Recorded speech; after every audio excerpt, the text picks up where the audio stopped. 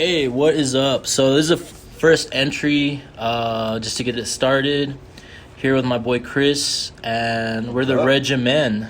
So say what's up, Chris. What's up? Cool. We're gonna start off with a little bit about us. We're both in a program, so it's kind of how we got the whole gist of starting this up, and we'll kind of see how it goes. Sounds good. Coming up for us. First subject is pretty much where we started out, how we got there, how we're doing it, and what we're doing with it. As for us, how did you get here, man? Honestly, I'd like to say half of it was myself wanting to get in here, but also with my whole situation, kind of got in trouble with the law, you know.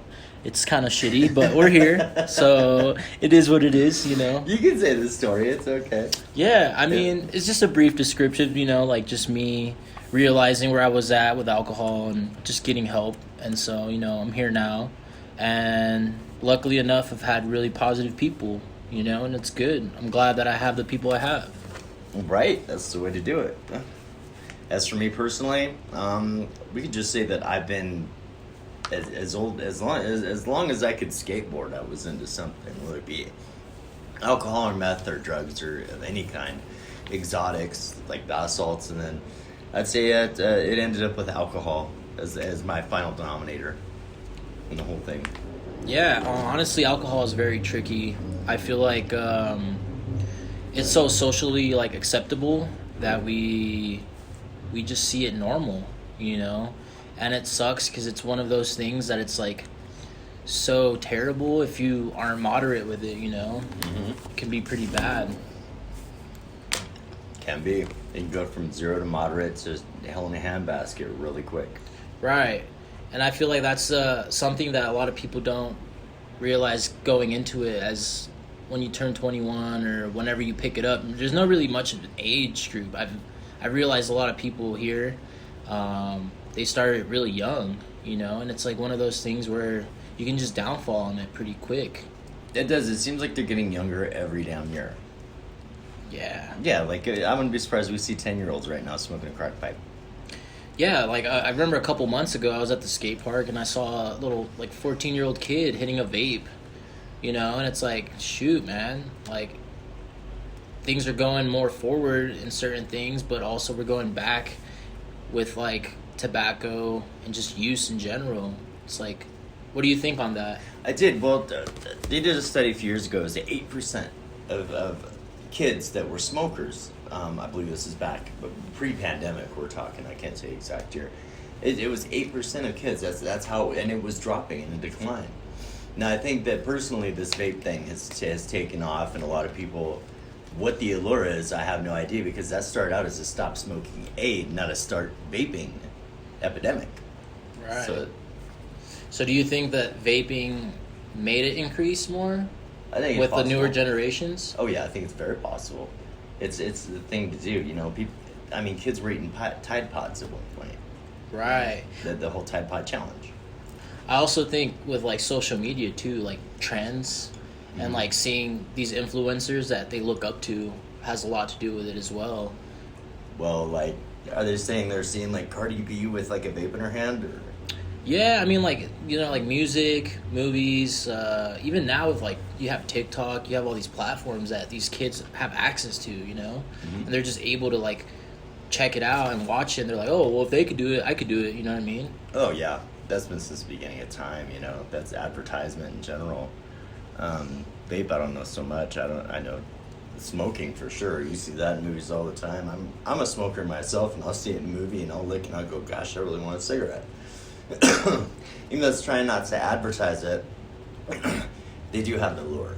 So Yeah, no, that's true. It has been around for quite some time, especially in movies and TV shows. It's just been always around. I just feel like now, you know, it's more easy to access to see that too, because you have kids. Like, I remember growing up, I didn't have a cell phone. You know what I mean? I was playing outside. I was doing sports. I was keeping myself out. And it's like now parents are yelling at them to get out because they're just inside. they are. And it didn't used to be that way. It's weird how the times change, how cultures change. Halloween, for example. You know, kids used to go trick or treating just outside random door to door. Now they have things like Trick or Treat Street. Right. Yeah. I feel like that's the thing where it's like they still do, but it's not really common anymore. You know what I mean? Yeah. Especially with like what we're living with now, like being in Reno and seeing all the diversity and people moving into Reno. It's pretty cool, but it also brings a lot of bad things into it, you know? Yeah, I can. But Again, talking about the culture of Reno, yeah. Well, I can't really say if they're all coming from California or anything like that. Any place in specific, a lot of Nevadans that have been here for a while, they do blame Nevada for coming over, or they do blame California for coming over, because they're selling all their stuff. Now, from what I know, it's a homeless epidemic. Is that what you've heard? Mm-hmm. Yeah, that's what I've heard. Is it's a homeless epidemic. People don't want to deal with that. I believe it was Ben Shapiro that was talking about it, saying that everywhere you look is be a homeless problem or a water problem or a sewage problem or a flat cost of living problem, and they transfer to other states like Washington, here, Idaho, Arizona. They're buying up places and that they'd buy it, and then what the rumor is that they would jack up the rent and cause everybody else to have to pay more just from buying it. And they're buying up the real estate there too. Right. And I feel like now too, like here in Reno, it's becoming that as well. It's getting gentrified where we had so many possibilities for work, so many jobs that like you have big multi-million-dollar companies move here. You know, you got Panasonic, Tesla, you have Amazon, you have Google, you have Microsoft. It's crazy. Like it's crazy, man. Like, and it's cool because it's giving a lot of people more opportunities to come out here, but it's also, you know, with all these opportunities and jobs, it's raising up everything also. It's kind of weird because, you know, growing up in this town, I didn't think it'd be this bad. Yeah, exactly. Growing up here, I did as well as you did. On one of the more poor streets, I grew up on Neal Road, you know. My dad was paying $350 a month for rent that was when I was 12 years old. Times have changed, obviously, hugely, but I'm pretty sure it hasn't not had a tiny change from that period of, like we'll say 2015, before the California like Silver State rush, to now. Yeah. when it I'm not sure what the cost was 2015, but I'm pretty sure that it was definitely not what it is now. No, you know? Not at all. It's gone up a lot for sure. And that makes it harder for the younger generations because you get, you know, younger generations like yourself, you don't start off working at Tesla or anything like that. You start off without a car, like working at McDonald's, you know. Right, like pretty much like survival jobs. Mm-hmm. You know what I mean? Where it's just like you're going, doing your schedule just to make ends meet, really. You know what I mean? Especially like growing up in that where you just kind of save your money just to get a car, and then you kind of like start slowly moving out of your parents' house, and then now it's like you have people my age that are like have roommates because they can't afford to like have their own place. Oh hell, we got a lot of roommates ourselves. I'm 40 years old, and I would have to have a roommate living out on the outside. Right, you know? And it's maybe even two, for all I know. Yeah, and it's crazy because I have a buddy from SoCal, and he says it's so common out there because it's way more expensive. You have people that are in like their mid-30s, their late 30s, and they're like have roommates sharing a house because they just can't afford it. Right. You know? And it's like makes you really think like, damn, even though they have well-paid jobs, living is just so expensive. You know what I mean? Absolutely. Were they paying $2,000, $3,000, $4,000 a month to live there?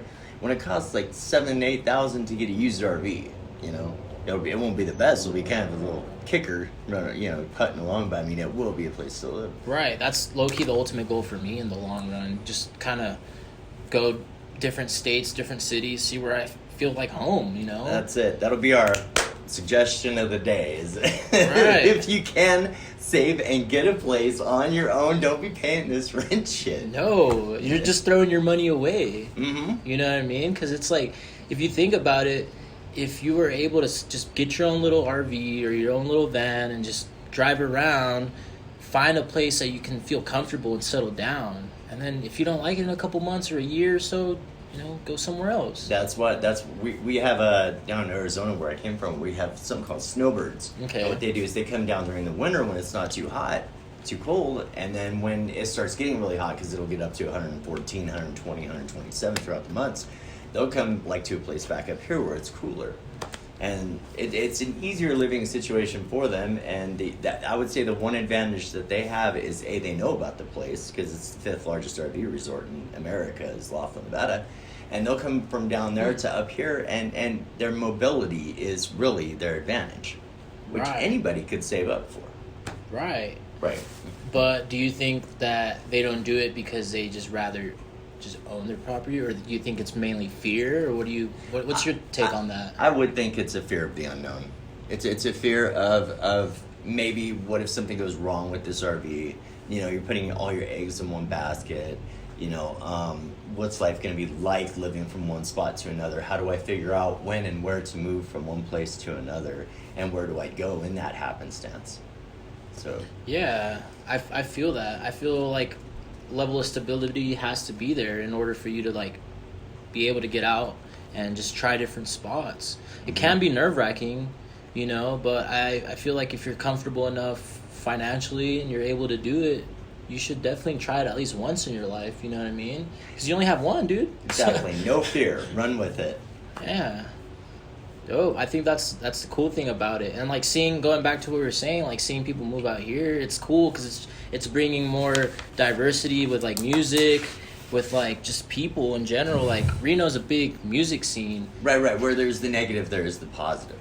Right. And it's cool because we have a lot of local spots around town, like the Holland Project. We have Sierra Brew House. And it's just like... Melting Pot. Yeah.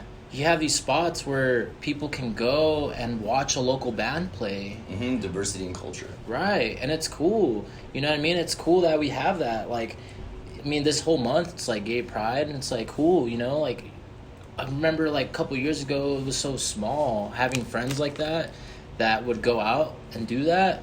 And it's like, it's seeing it now, it's expanded a lot. So it's pretty cool, That's it. And running all this weekend is the Northern Nevada Gay Pride. Running the 23rd to the 25th, and here it is in Reno, Nevada. And you actually went to that today. I did. It was pretty cool. It was actually my first time ever going. I have not gone before. I've had friends go, and they told me it was cool. But this time it was insane. The whole parade lasted like an hour 30. Mm-hmm. And the whole parade went down in Wheatfield Park. And I know there's a lot of people. We got people running by all day today.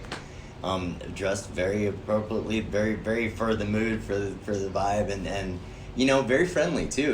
We've had a few people come and talk to us today. Right. Yeah. Even going to the parade, I talked to one of these this couple. Mm-hmm. They're pretty cool. They're coming from Idaho, just for this. Wow, they came all the way from Idaho. Yeah. We'll have to find out how far people have come.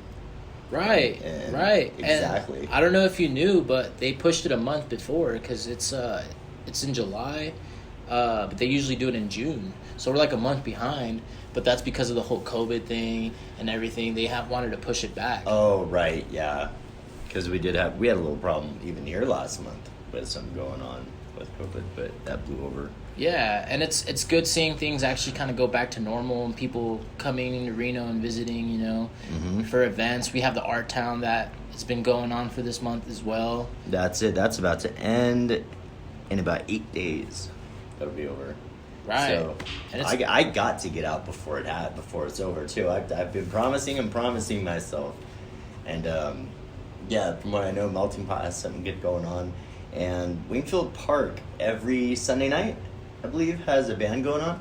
Yeah. Yeah. They get down, man. They have different musicians come out, different instruments, and it's cool. It's just local people that just enjoy playing, and they don't mind playing in front of people. That's what we like, is good, like, local artists. Right. And it's awesome seeing them do those setup, chairs, set up the whole stage. They're there the whole morning setting up just for that day. Heck yeah. I wouldn't be surprised if we saw a mariachi band out there. Right? That'd be awesome, man. You saying that, it was pretty cool.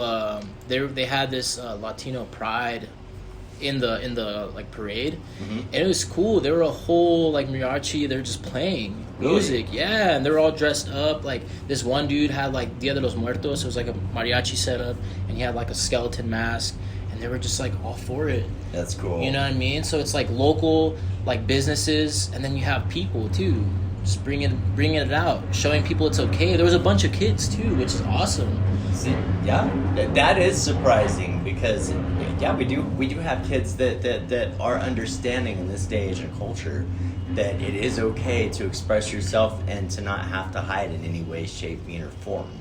That you can be you, and that you won't get ridiculed. You shouldn't. You can, but I mean, you shouldn't get ridiculed or any repercussions from being you. Right. And I feel like it's awesome seeing that now as generations are moving forward with it, because I remember growing up, you know, especially being Hispanic, it's kind of that whole machismo thing where, you know, you can't wear pink or else you're gay or something. And I think that's kind of whack, man, because it's just a color. It's just fabric. Who cares? You know what I mean? Oh yeah, when I was growing up, we had pink shirts and stuff. You were considered very brazen or ballsy if you wore even a pink shirt for one day if it was to school. Normally it was to make fun, but now it's just the norm. Right. It's awesome. You know, like I think even, you know, I was talking this with my buddy the other day. Like he draws and like does animation, and even cartoons now are implementing that.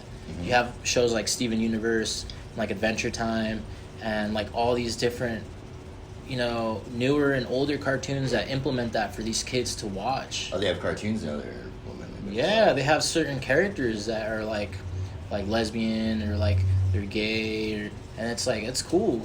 I have seen that. I don't remember it being in a like a cartoon or anything like that, but in like movies that were meant for, you know, for pretty much family friendly movies. You'd see the guy and he'd have either pink shoes and he'd be sparkly, but hey, he'd be himself. Right. You know, and that was definitely multicultural for expansion, to say, hey, it's okay to be you. Right. And then also with like music nowadays, it's like you see that all the time. You see people implementing it in their music. They're bringing it out, you know, and I think it's cool. Like being Hispanic, listening to a lot of Spanish music. Like there's a lot of reggaeton, which is comes from it started like originated I think in the early 90s to early 2000s, and it's pretty much like Spanish rap. And now you have that it originated from Puerto Rico. Pretty cool. And now they're like you have these new artists and they implement it all the time. Like one of these big names, he dresses like very feminine, but he's just comfortable in that, you know. And it's like cool seeing that in music, you know what I mean? Yeah, I'd first seen that in the year 2000 with it was a band called Blood on the Dance Floor, if you've ever heard of them. The early 2000s, and they were very, very controversial. They would sing about pretty much nothing but sex. And it was very openly singing about sex.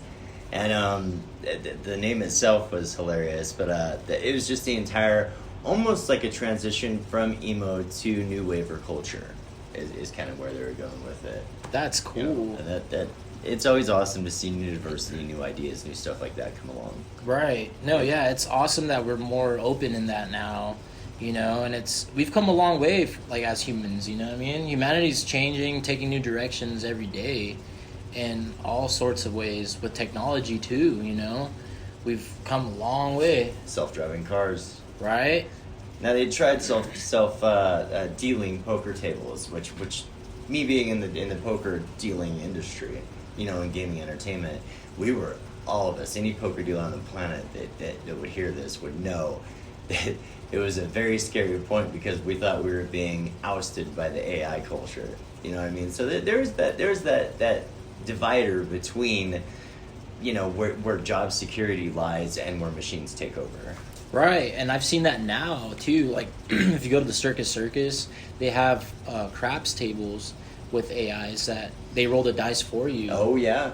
And it's like it really makes you think like that used to be a person that would do that. Auto blackjack dealers too. Yeah. They'll come and say some corny line like, "Hello, come play blackjack" or something. Yeah. It's like all upbeat. Right, because that's what they want. They want to reel you in because they know a person could only do that for so long without getting irritated of not having people come to the table, you know. Right. How was that? How was working in the gaming industry? I didn't mind it too much. At the beginning, it's really hard. They definitely give you a run for your money. You're the new guy, and they see blood, they smell blood, they're going to attack you. That's how it was for me. In any new job, that no matter how long that I've been dealing poker or whatever, it was definitely an attack route. And until they got to know you, and then it became a very easy job. So for when you're a poker dealer, you're technically what's known as a break-in for 2 years, and then after the 2 years, then you pretty much considered an actual official poker dealer. But I didn't need to go to school or anything for it. I just I had a friend of mine. He was a poker dealer and taught me how to do it. That's cool. Exactly, your trade. Right. No, that's cool. How was it? Did you ever like deal with any people that were like trying to read cards or anything, or like did you deal with any of that? The closest thing that we've had is called collusion, when two people get together and they're kind of team playing. It's usually a husband and wife, and they don't realize that they're not supposed to tell each other's cards or anything like that. Or if you have somebody kicking somebody under the table, that usually means fold your hand. I got a great hand, stuff like that. But no official cheaters, though I have heard of cheaters marking cards. You know, and having those sunglasses, and they have like a thumbprint or whatever to mark cards. I've heard about it more in blackjack than I have with the actual like Texas Hold'em or Omaha, anything like that.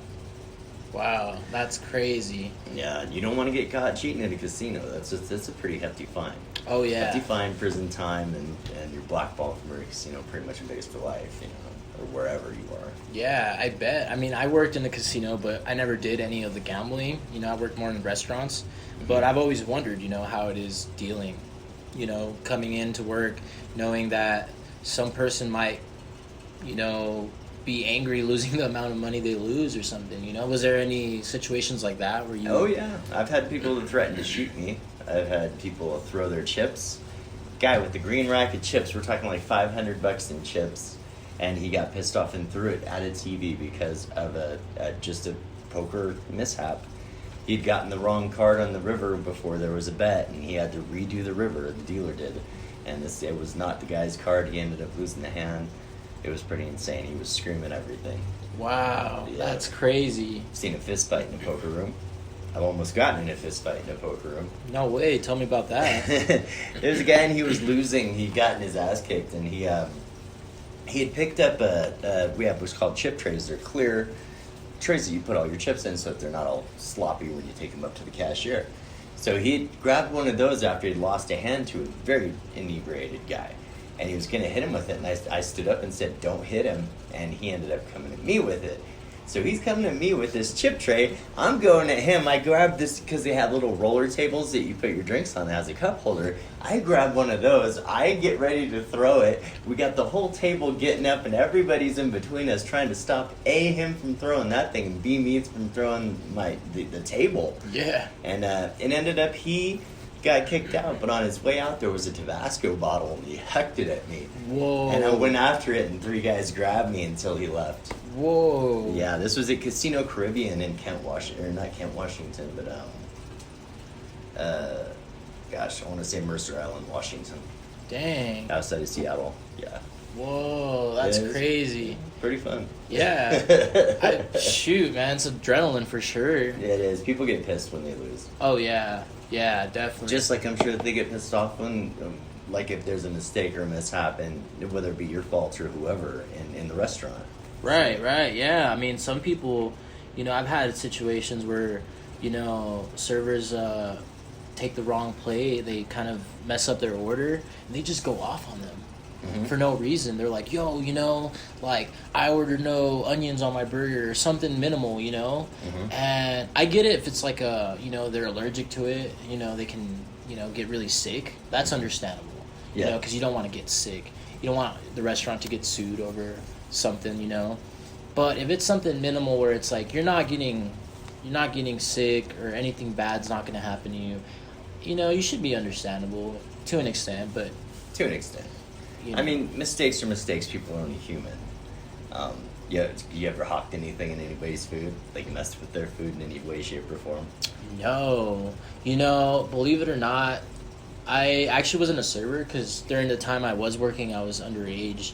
And you have to be 21 to serve food because sometimes they order alcohol, Yeah. And so I was just a bus person.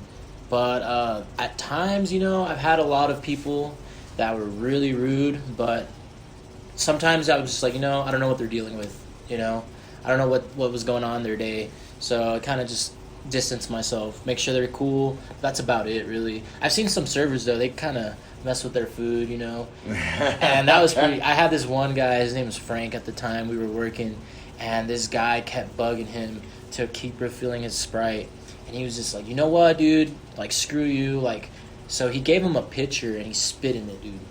Ooh. Yeah, so Ew, that had to have been hard to watch. I wouldn't be able to watch that. I'm going in this other section, I'm not gonna watch that. Yeah, no, I had to walk away. I was like, dude, you do what you gotta do. I don't know why you like decided to escalate that quickly. Like, I get it, but it's kind of part of your job. Like, I had a friend of mine. He was mad at the diner that I worked at, called Mel's Diner, and the lady had gotten down and said that was the wrong kind of spoon when he delivered, because he was doing room service, delivered it to your room, said wrong spoon. He comes down all happily, grabs the proper spoon, which is a long like milkshake spoon. You've seen one, yeah. And he puts it in his mouth and walks straight back up. So he came back without it. So that's brutal. It is. Right. Let that be a word to the wise, man. You watch your restaurant workers. They're the people that give you your food, and it's open season if you're a complete d-bag. Yeah, and also too, it depends like where you go eat. Because like I've noticed, even like fast food joints, people tend to have excellent service and they want that, but it's like, dude, it's a fast food place. You know what I mean? Yeah, it's not the same that it was 50 years ago. Like, you see those hamburgers from the olden days or the 80s even. I mean, a Big Mac and a quarter pounder, the meat was sticking out of the bun. Really? Yeah. I actually not checked it out. Yeah, you can see the old advertisements, and it's a lot cheaper, obviously. But yeah, it's the meat sticking out of the bun on a Big Mac. Like both of the patties and meat. It's more bang for your buck, but nowadays is what it is. Right. Yeah, I feel like that's the thing now with all sorts of food and like restaurants. They try to advertise it more than what it really is. Like, you ever go, you see a commercial and you're like, yo, that looks really appetizing, and you end up going to a spot and it's not what it looks like. You know what I mean? You ever had that happen? Right. The Little Nugget, before they'd shut down pre-COVID, you'd go in and it looked almost like a New York style, like coffee house, like coffee joint. It had stools and it had the short table. It's a very cramped in place. And obviously the guy that was cooking looked like he was drunk since like 1996, but the food was absolutely great. Right. Yeah. He's like, I remember before they closed down, if it was a little spot downtown Reno, it was open for a long time. Yes, decades. Right, and it's crazy because the food was really good, but you walk in and you're like, man, why is this place not closed? I know. It should have had about 99.5 million health code violations. Right. I was like, whoever was hiring the health inspector was definitely paying them off, because it looked gross, man. It's like an old old rug in a restaurant. You know what I mean? That's it. You got to bribe the health inspector guy with a $5 bill instead of an awful waffle. Right. Yeah. But yeah, the food was great. I remember that spot. Like, it was a good spot to go to. Their burgers were huge, and the big basket of fries. We only got a couple of those spots now around town. Like, have you ever been to Scoopers? Scoopers I've been to. That's in Sparks. Yeah, that's a good. It's almost like a 50s style A&W. You can drive up. They have a speaker on the. Yeah. Yeah, it's awesome. Like, you go in. I like their shakes, man. Their shakes are so good. I can't remember their shakes. I think it's been about 10 or 15 years since I've had it. We got to go back and get some shakes, man. Hey, that sounds like a plan. That'd be dope. Right on. We'll make it for late August sometime. We'll run announcements later on. Yeah, honestly, for now, I think we might just go get that right now, man. Sounds good. Awesome. Well, take it easy, guys, and we'll end it off here. See ya. Peace out.